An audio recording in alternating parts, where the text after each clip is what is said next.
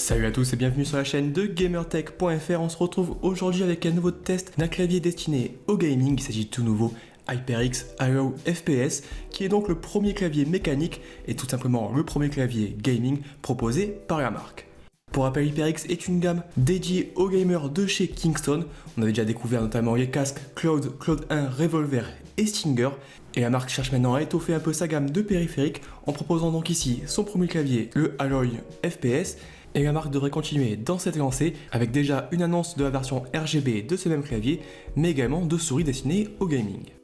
Dans l'idée, ce clavier viendra se positionner directement en concurrence avec des modèles comme le StickSeries Apex M500 ou encore le récent Roccat Sura.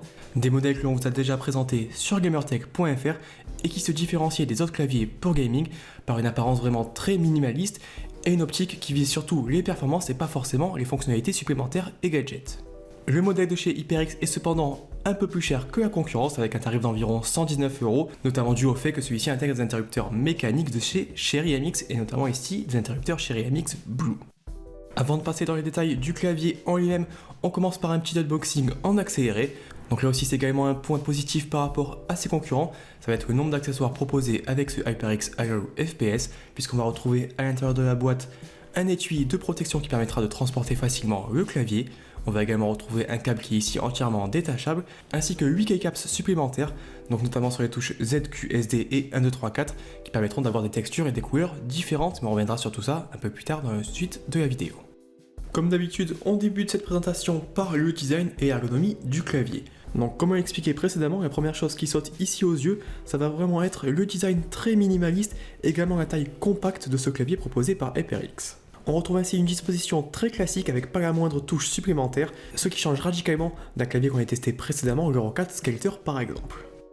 Au niveau des dimensions, on va être sur à peu près 44 cm de longueur pour 13 cm de largeur et environ 3,5 cm de hauteur.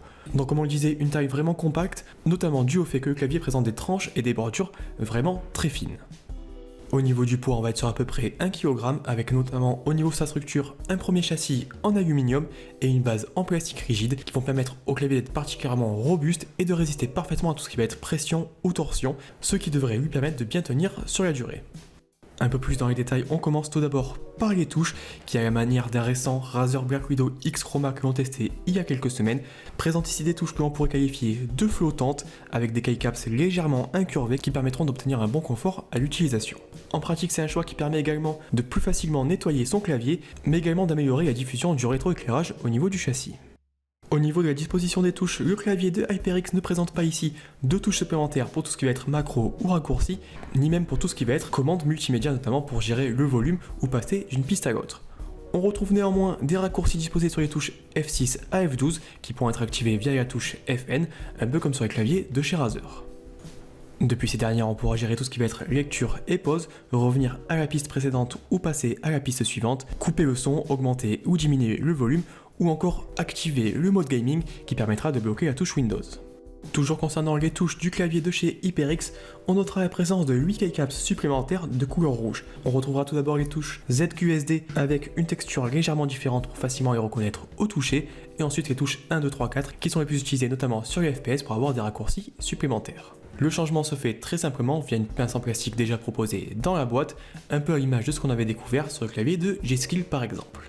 On passe maintenant sur la tranche arrière du HyperX Alloy FPS et on va retrouver ici deux connecteurs, donc un port micro USB qui permettra de venir alimenter le clavier et un port USB qui permettra de venir par exemple charger son smartphone ou sa tablette directement depuis le clavier. Ce qu'il faudrait noter ici, c'est qu'il n'est pas possible de venir brancher par exemple son casque ou sa souris directement sur le clavier puisque c'est pas un port qui va faire en fait office de passerelle.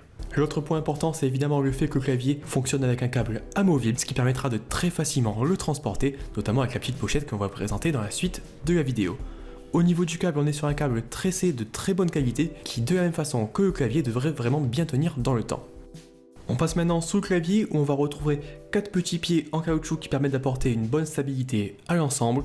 On retrouve également 2 pieds rétractables qui permettent d'augmenter légèrement la hauteur du clavier afin d'améliorer son ergonomie.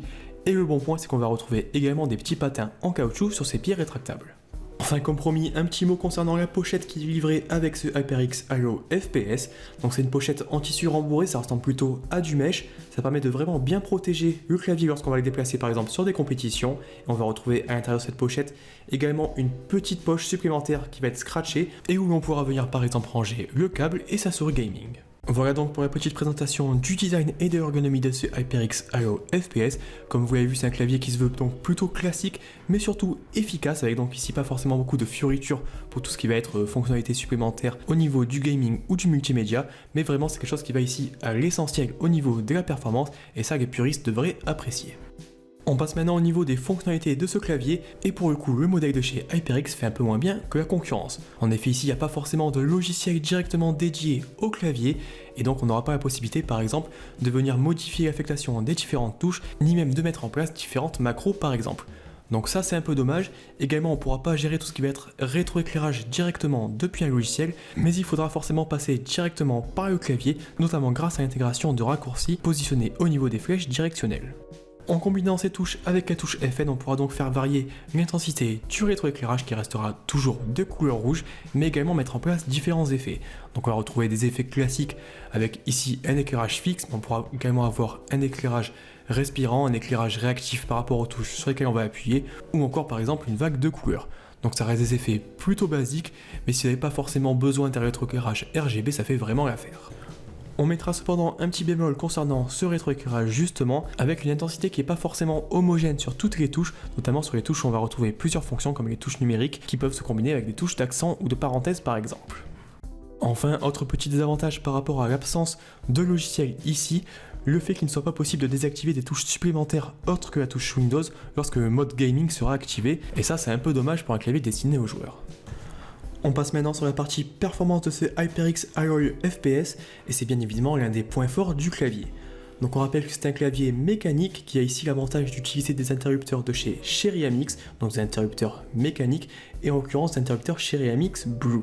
On rappelle rapidement que les interrupteurs Cherry AMX Blue sont des interrupteurs progressifs et tactiles, qui ont donc un clic assez spécifique à l'activation, et qui sont largement appréciés par la communauté des gamers. Donc durant nos essais, le clavier a été testé à la fois pour une utilisation bureautique mais également pour une utilisation gaming forcément, et bien qu'il s'agisse d'un modèle estampillé FPS, celui-ci ne s'en contente pas forcément à tout ce qui va être shooter FPS et TPS. Pour se faire une bonne idée des performances, le clavier est quand même passé par quelques heures de gaming sur des jeux tels que Overwatch, Battlefield ou Counter-Strike par exemple, et vraiment niveau réactivité et performance, rien à redire, on commence à bien connaître les interrupteurs Cherry AMX et la qualité est forcément au rendez-vous.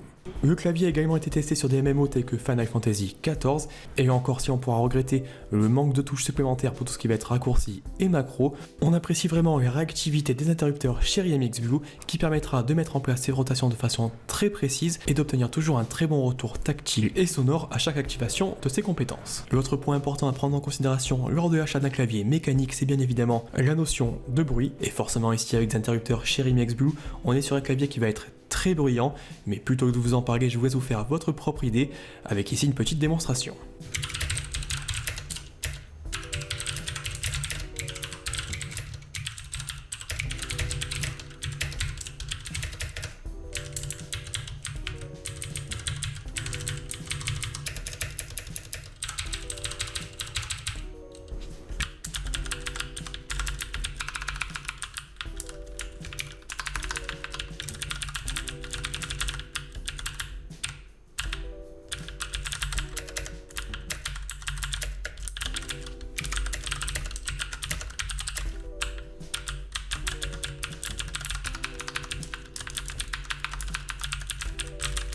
Voilà un peu pour la présentation des performances de ce HyperX Aero FPS. Si vous voulez en savoir plus, comme d'habitude, n'hésitez pas à vous rendre sur gamertech.fr, vous avez le lien même en bas dans la description de la vidéo qui vous renverra directement vers un test bien plus complet et imagé de ce nouveau clavier de chez HyperX.